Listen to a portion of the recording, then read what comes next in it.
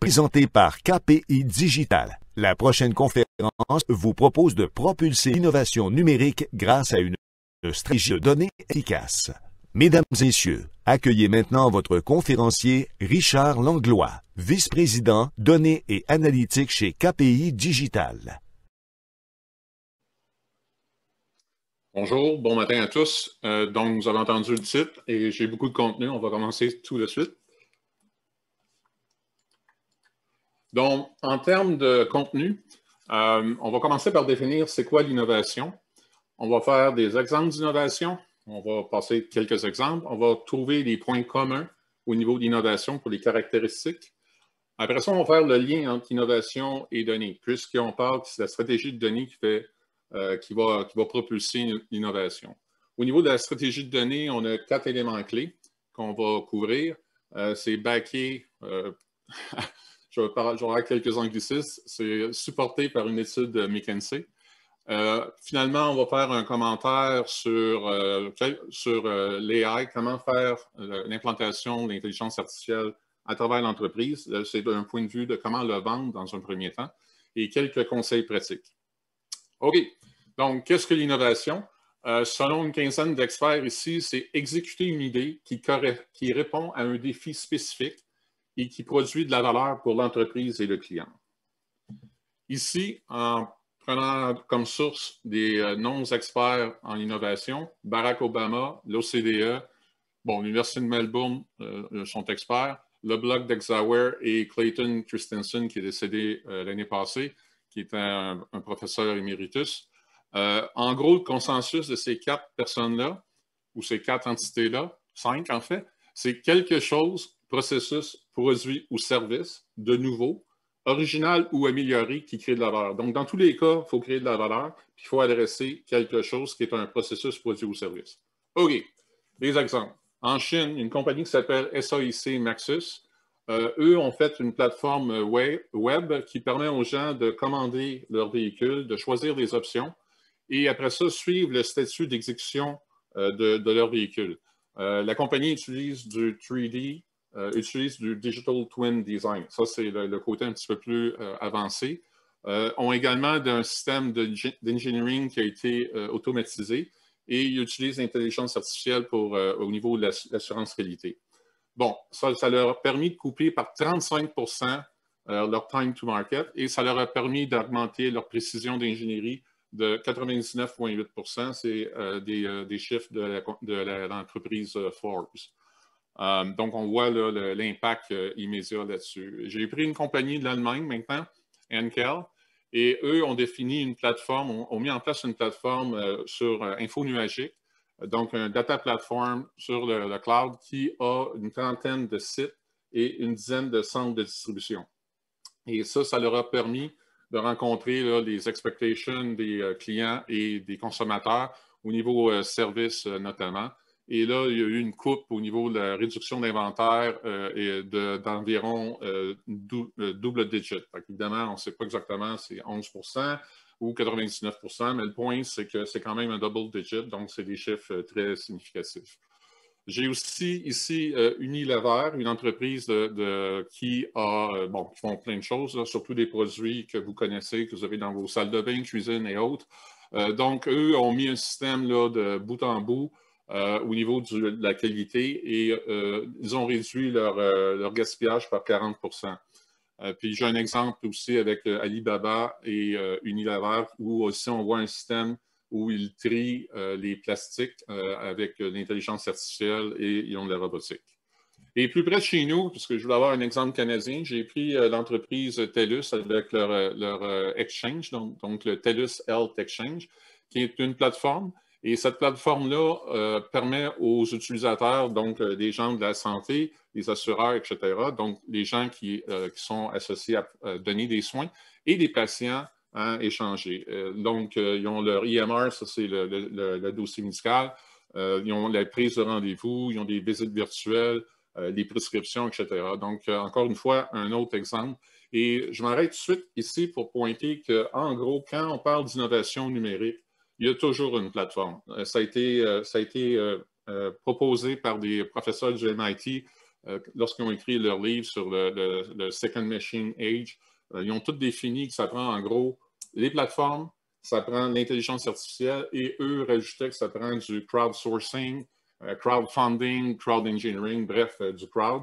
En gros, les exemples que j'ai retrouvés sont surtout avec des plateformes. Évidemment, j'aurais pu parler Uber, Airbnb, tous ceux que vous entendez tout le temps, mais c'est des variations sur le même thème. Donc, ça, c'est ce qu'on pourrait définir comme étant l'innovation en termes concrets.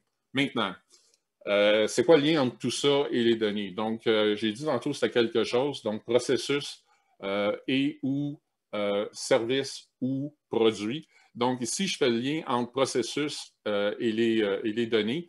Et donc, pour ceux qui ont fait l'architecture dans leur passé ou qui ont fait de l'analyse de processus ou qui ont fait du Six Sigma, ont possiblement rencontré l'outil SIPOC. SIPOC, c'est Supplier Input Process Output Customer. Essentiellement, ce qui arrive, c'est que pour qu'un process puisse s'exécuter, ben, ça y prend des données en entrée.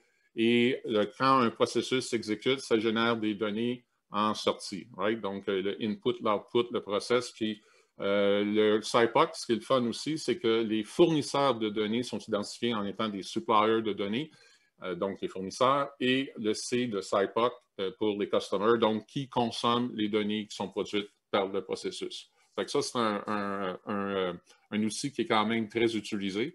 Entity Lifecycle Analysis, si vous faites de l'analyse de données, vous regardez les statuts, par exemple, ici d'une facture, à chaque exécution de processus, le statut change. C'est une autre façon de faire le lien entre les données et les processus. J'ai un crowd matrix ici qui a été fait pour un système de billing pour un startup de Montréalais que j'ai fait il y a quelques années.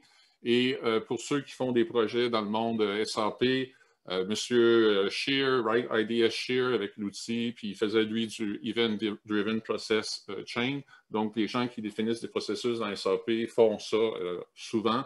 Et aujourd'hui, les gens en BPM, BPMN font le lien également entre les process et les données. Donc, c'est le côté process données que je viens de faire le lien. Maintenant, ici, au niveau produits et services, il faut comprendre qu'il y a beaucoup de données associées à un produit. J'aurais pu mettre un modèle de données, mais le modèle était confidentiel. Fait que ce que j'ai fait, j'ai mis une vue ici où vous voyez que pour une entreprise de télécom, j'ai l'information concernant le produit pour ce qu'on appelle le rating, donc établir un taux, tarification, les taxes, les règles de taxes, les settlements internationaux, donc tu me dois tant, je te dois tant, donc pour régler les dus entre entreprises. Après ça, les règles de provisioning, donc comment on met en place un service. Après ça, les règles de définition des produits au niveau du product management, le CRM, au niveau de la logistique. Donc, tous les éléments de produits peuvent se répandre un peu partout, puis évidemment au niveau du contenu. Puis il y en a, c'était pour avoir travaillé comme architecte d'entreprise au niveau données dans cette télécom-là, il y avait énormément d'informations sur les produits. Et donc, j'essaie simplement d'établir le lien ici entre innovation et le processus et produit, et j'espère que je suis bien arrivé. Maintenant, les 4 éléments essentiels pour une stratégie de données. Selon McKinsey, une étude qui a porté sur 1000 entreprises avec un chiffre d'affaires d'en haut d'1 milliard de dollars US sur 13 secteurs d'industrie, 12 géographies. Ils veulent un Clear Data Ontology. Donc, nous, on associe ça au CEDM. Je vais en parler, c'est quoi un CEDM bientôt. Ils parlent d'un MDM, Master Data Management. Ils parlent de gouvernance de données et ils parlent d'une plateforme flexible pour supporter les besoins. Donc, nous, on a fait notre définition de notre offre de service revisée parce que, évidemment, KPI avait une autre offre de service avant. Je l'ai mis à jour il y a 3 ans. Et voici ce qu'on a. Nous, on a la stratégie. Donc, on s'entend qu'il faut avoir une stratégie pour mettre tout ça ensemble. Donc, on commence avec une stratégie.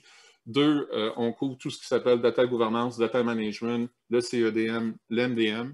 Et après ça, le numéro 3, c'est les plateformes en tant que telles. Puis après ça, tu as le value chain qui part d'MDM jusqu'au monitoring des actifs informationnels qu'on a mis en place. Il faut faire le suivi parce qu'évidemment, les actifs peuvent ne pas rouler dans certains cas. peuvent dégrader dans d'autres cas, etc. Donc, il faut suivre le cycle au complet. Fait que ça, c'est l'offre de service qui est en bout de ligne exactement ce que McKinsey dit de faire. Ici, c'est des caractéristiques que je vais vous laisser lire, pas là, mais plus tard, lorsque vous aurez la chance de passer à travers le matériel. Juste un point, par contre, ça mentionne que il faut consacrer une portion significative du budget pour mettre en place. Si on fait de l'intelligence artificielle et on a un modèle, bien, on doit le déployer dans les applications, on doit le déployer dans les workflows, on doit le déployer, right? Donc, ce côté-là de mettre en place l'analytique et de faire que les gens l'utilisent dans leur quotidien, c'est hyper important pour qu'on prenne la pleine valeur de ces actifs-là. Au niveau de la stratégie, en gros, on identifie les objectifs, on va dans les SMART objectifs, spécifiques, measurable, accurate, realistic, timely, right? On a tout entendu quand on fait nos évaluations annuelles, puis on set nos objectifs en début d'année. Voici vos objectifs. Puis après ça, nous, ce qu'on dit, il faut les rendre smarter. Ça veut dire qu'il faut être encore plus précis dans le smart, en guillemets. Et nous, ce qu'on fait, c'est qu'on dit, OK, comment on peut prendre les données, quelles sont les données requises, quels sont les insights, donc quelles sont l'information additionnelle que l'AI pourrait donner et quelles sont les technologies qui pourraient vous aider à supporter ce besoin-là. Et donc c'est tout le temps relié au niveau d'affaires. Qu'est-ce que la business veut faire? Puis après ça, on identifie qu'est-ce qu'on a, puis qu'est-ce qu'on voudrait avoir. Donc, on identifie les écarts, on priorise, on fait un roadmap. C'est l'essentiel et ça couvre tous les éléments. Donc, j'ai écrit About Governance, Data Management, Data Architecture, MDM, and so on. Ça, c'est notre processus générique. Moi, je suis un ancien chief architect, donc je pars de principes d'architecture d'entreprise pour faire ce genre de truc-là. Ici, c'est un plan de projet pour mettre en place une vision. Évidemment, je ne peux pas aller dans le détail, je n'ai pas assez de temps. Ça, c'est un framework au niveau de la gouvernance de données. Ce qui est important de comprendre, c'est qu'on doit mettre en place, premièrement, des responsabilités, des politiques de gouvernance, un framework de gestion de données qui couvre la classification, la sécurité, le côté confidentiel des données, la vie privée, la data quality. Les gens focusent 100% sur data quality. On doit couvrir tous les autres aspects. Comme vous voyez, j'ai mis des titres. Donc, il y a une notion de Operational Data Governance. Le CEDM joue un rôle clé pour établir le glossaire et les concepts auxquels on veut gérer. Et après ça, on va dans le BI Governance puis le AI Governance avec Responsible AI, par exemple. Donc ici, à un moment donné, quand vous avez la chance de dire c'est quoi une politique, juste par contre de comprendre qu'une politique, ce n'est pas actionnable par définition. Donc, on doit créer des rôles, des règles, je m'excuse, et des processus pour pouvoir les enforcer, les mettre en place. Donc, ce qui est un exemple qu'on peut donner, c'est que je suis une entreprise de construction, puis je dis tout le temps, bon, la sécurité comme politique là, est importante pour nous. Mais OK, fine, mais je fais quoi avec ça? Donc, qu'est-ce qu'on veut rendre ça plus clair? On va dire, si vous allez sur un site, un chantier de construction, vous devez porter un casque de sécurité et des bottes de travail avec des capes d'acier, par exemple. Je vais juste donner la différence entre une politique qui est non actionnable et rendre ça en règle, en processus que là, les gens comprennent puis qu'ils peuvent exécuter. Fait que c'est le même principe qu'on doit faire entre la politique, les données et la gestion des données en tant que telle. Puis dans la gestion des données, il faut que vous greffez à ça le côté life cycle management, donc le cycle de vie des données. Et comme j'ai mentionné tantôt, le côté privacy, sécurité, etc. Aussi, il ne faut pas oublier le côté backup, restore, tout ce qui s'appelle désastre et haute disponibilité. Maintenant, les bénéfices d'un programme qui est déployé, c'est en bout de ligne, d'avoir une performance d'entreprise qui est améliorée, donc augmenter les revenus et les profits. Pourquoi? Parce que tu es plus efficace, tu as une meilleure qualité de données qui permet de prendre des meilleures décisions et évidemment, tu respectes les lois, donc tu évites évidemment les pénalités. Pour les gens qui ont un manque de gouvernance, en général, pour les entreprises, ça leur coûte 10 à 14 millions US par année, selon Gartner. Puis il y a 80% des compagnies qui pensent qu'ils ont perdu du revenu en cause de leur situation de données, etc., etc. Donc, j'ai plusieurs statistiques ici que vous pouvez regarder. Combien ça coûte d'avoir un record qui n'est pas propre et combien ça coûte pour le corriger. etc., etc. Fait que des statistiques assez intéressantes sur le coût d'une gouvernance qui est faible. Maintenant, le fameux CEDM. Le CEDM, c'est l'ontologie, c'est la colonne vertébrale, c'est de comprendre les concepts d'affaires de l'entreprise, tous les concepts, et faire mieux que les comprendre, c'est de les définir, et faire mieux que ça, c'est de les mettre en relation. Donc, le modèle de données, c'est un médium super efficace pour les rendre bien définir, mais les mettre un versus l'autre. Donc, ce qu'on trouve, quand vous regardez le dictionnaire, par exemple, un dictionnaire Larousse, par exemple, vous allez voir une définition qui overlap à une autre définition ou des définitions circulaires, un objectif qui renvoie à but qui renvoie à objectif. Le dictionnaire est plein de non-subtilités et d'erreurs, en tout cas, quand je le regarde d'un point de vue architecte. Et donc, si vous faites un modèle de données, vous êtes en mesure de comparer et relier les concepts. Et donc, vous n'avez pas le choix de bien les délimiter. Quand vous avez ça, vous êtes en mesure de faire votre glossaire de façon automatique. Et ce que j'ai pu constater, quelqu'un qui a fait un modèle conceptuel d'entreprise peut faire des wireframes hyper rapidement. C'est la base pour faire le MDM, c'est la base pour faire la gouvernance. Les gens qui font des BRD ou ils font des définitions de stories, d'épiques, etc., dans le monde agile, peuvent prendre ce vocabulaire-là. Et si j'ai un CEDM, je suis capable de faire des modèles dimensionnels de consommation de façon automatique. Donc, je les ai écrits ici, j'ai mis des savings 80 50 80 80, 50, 10 et 20 sur toutes des livrables lorsqu'on fait des projets d'analytique. Et après ça, j'ai mis une autre série de livrables que ça vaut combien avoir un processus qui est plus clair, avoir spoté les processus incomplets, puis les processus déficients. Et donc, un CEDM vous aide là-dessus. Puis quand vous avez des projets qui vous demandent aussi de faire des modèles, vous pouvez partir à partir du CEDM, donc vous avez des gains. Donc, les gains sont hyper grands. C'est une obligation de faire un CEDM aujourd'hui. Toutes les entreprises qui ont besoin de gouvernance, avant, on faisait des CEDM il y a plusieurs années. On est tombé dans le monde où on consomme des services sur Internet. Tout est beau. Puis les CEDM reviennent en force parce que là, les gens ont de la misère à comprendre qu'est-ce qu'ils ont comme données, qui fait quoi. Ils ne sont pas capables de répondre aux gens des gouvernements ou des associations ou tous ceux qui leur posent des questions parce que l'information n'est pas gérée essentiellement.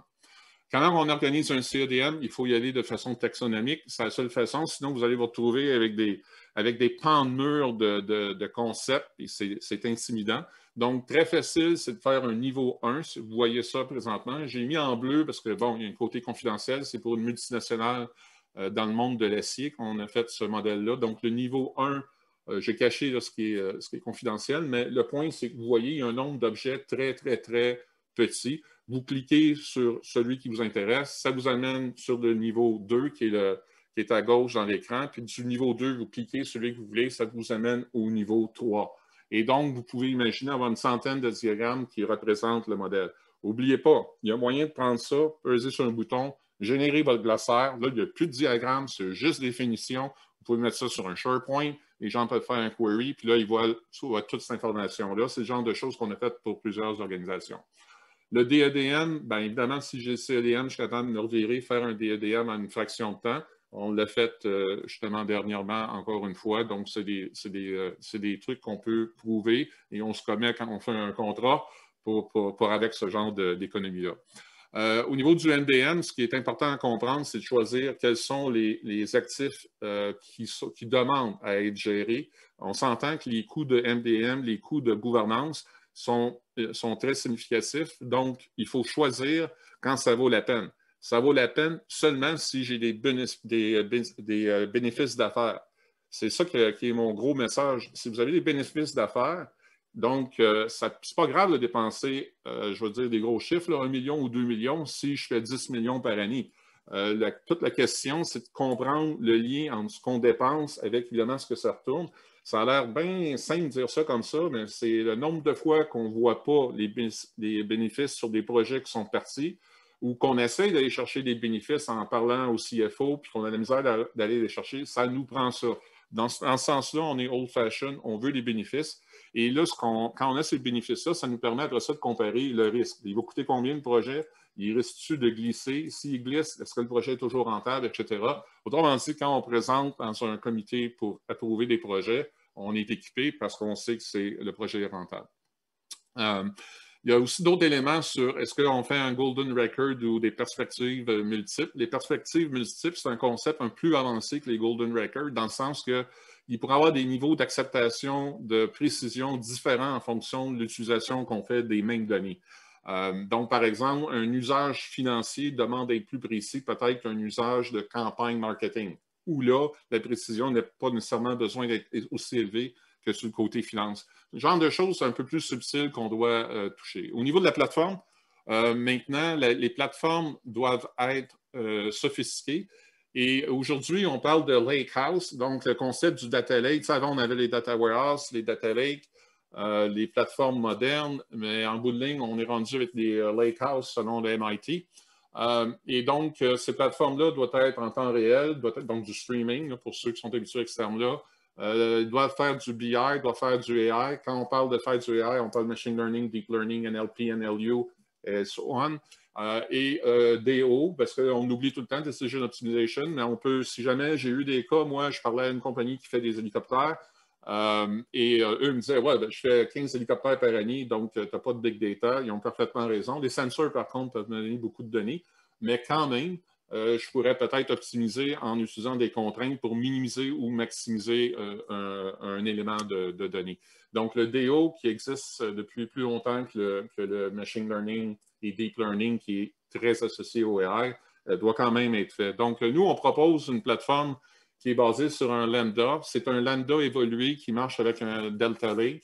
Là, je sais que je vais assez technique et l'intention n'est pas d'être trop technique, mais l'intention indique que ce type de plateforme-là, là, je vous montre avec Azure, je vous montre aussi un équivalent avec AWS. J'aurais pu mettre Google, mais ça commence à être chargé, puis j'aurais pu mettre IBM et autres.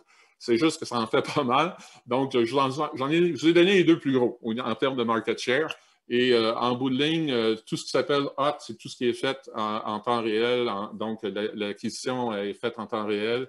Mais ce qui est comique, c'est que dans ce genre d'architecture-là, on fait aussi un stream au cold layer. La seule raison pourquoi le cold layer n'est pas considéré hot maintenant, c'est un, historiquement, et deux, il va y avoir à peu près une quinzaine de secondes parce qu'il y a la zone du data lake raw, intégrée, de consommation, ont besoin d'être mis à jour, puis veut pas, ça crée un certain délai. Puis après ça, il y a le serving layer à alimenter.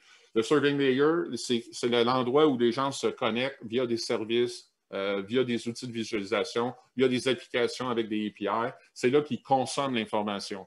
Le lake, c'est là que les gens montent leur informationnel. Ils peuvent faire du BI conventionnel là-dessus, peuvent faire en utilisant des plateformes comme SageMaker, Databricks, Azure Machine Learning, name it, là, on peut en mettre un paquet ici, peuvent faire leur modèle, puis après ça, ils les déploient dans le hot layer. Donc, c'est une architecture qui est définitivement hot, puis le cold est pas mal warm. Ça a été mis en place récemment. Tout ça, c'est avec, dans le cas qu'on a fait avec Azure, la dernière, c'est avec les architectes d'Azure. Et ici, ce que vous voyez, c'est le challenge de vivre avec beaucoup d'équipements qui ont chacun leur standard. Donc, il faut créer un langage genre Esperanto pour rendre notre vie plus facile. Ça, c'est l'OPC. Fait que ça aussi, ça vient directement des labs de Microsoft. Qui m'amène au dernier sujet. En bout de ligne, on modernise. C'est ça que je vois avec les entreprises. Plein d'entreprises se modernisent en allant sur le cloud. C'est bon, mais on doit innover. Et l'innovation nous amène dans le monde du AI. C'est ça que je mets avec la petite flèche en bas. Donc, on a pris un morceau de Gartner, puis on dit, gars, là, passe de modernisation, va à l'innovation. Tous les types d'analytiques sont toujours requis. Je ne veux pas dire que le BI n'est plus requis. On doit faire du BI pour savoir où on est. Et on doit faire l'analytique avancée pour avoir plus de valeur. Plus compliqué, mais plus de valeur. Et les types de bénéfices qu'on dérive, vous avez ça à gauche, que ce soit des réductions de coûts, augmentation de revenus, avoir un competitive edge, etc. Nous, on vous aide aussi pour aller chercher de l'argent gratuit du gouvernement. On ne parle pas de financement en termes avec des taux d'intérêt, etc. C'est de l'argent que le gouvernement canadien et les provinces rendent disponibles aux entreprises pour les rendre plus compétitives. Donc, on est un membre du InvestAI, Scale AI, et on est aussi sur le Digital Twins de Engine en termes sur leur comité là, de conseil. Donc, une méthodologie sur comment faire l'AI roadmap, mais le plus important, c'est quoi le business case? On peut avoir des centaines Dans une seule entreprise, j'ai eu plusieurs centaines de AI use cases qu'on a identifiés en finance, en marketing, en production, en logistique. Il y en avait un peu partout. La question, ils ne valent pas tous en termes de valeur d'affaires. Donc, il faut comprendre chacun de ces AI use cases-là va représenter quoi comme gain pour l'entreprise. Puis là, après ça, on peut faire des matrices pour dire, regarde, ça va te permettre, celui-là va te donner une augmentation de revenus. Lui, il va te permettre d'être plus efficace. Lui, c'est du speed to value, etc. Donc, on fait des cartographies pour se retrouver. On peut faire une cartographie aussi avec les must do, need to do case by case et les can do. Finalement, la dernière slide, je vais respirer éventuellement.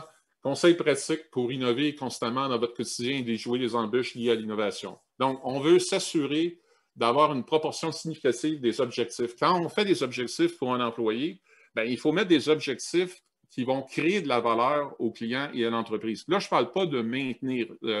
Énormément d'entreprises font des objectifs pas nécessairement hyper challengeants. Donc, si on veut l'innovation, ben, il faut les mettre, ces objectifs-là. Puis ceux qui sont risqués, il faut les connaître parce qu'on sait qu'ils sont risqués. Puis en général, les gens sont, en anglais, c'est risk adverse. Donc, en général, ils ne vont pas prendre des projets qui sont risqués parce que la probabilité d'échec est élevée. Ben, c'est justement ça qu'il faut briser. Et il y a des façons de faire. J'ai écrit quelques façons ici que vous allez pouvoir lire plus tard. Puis pour les questions de, ça fait 20 ans qu'on fait ça comme ça, c'est comme ça qu'on a implanté ça dans SAP, dans Salesforce. Quand j'entends ce genre de réponse-là, ben là, on discute un peu plus, puis là, on s'aperçoit qu'il y a des contraintes qui ont été mises en place en réalisant ou en réalisant pas, ou en comprenant pas l'impact au niveau analytique.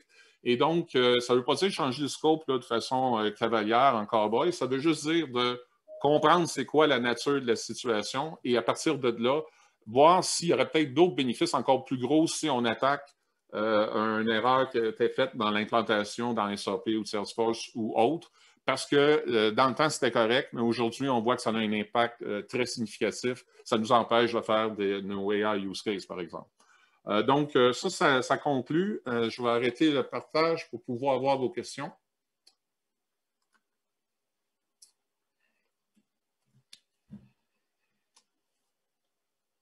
Donc, il reste 2,52 selon le compteur. Avez-vous des questions?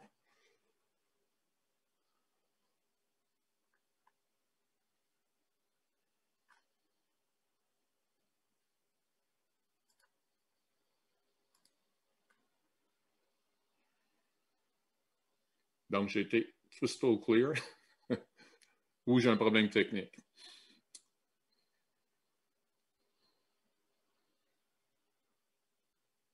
Dans ce cas-là, je vais vous remercier et je vous souhaite une excellente journée.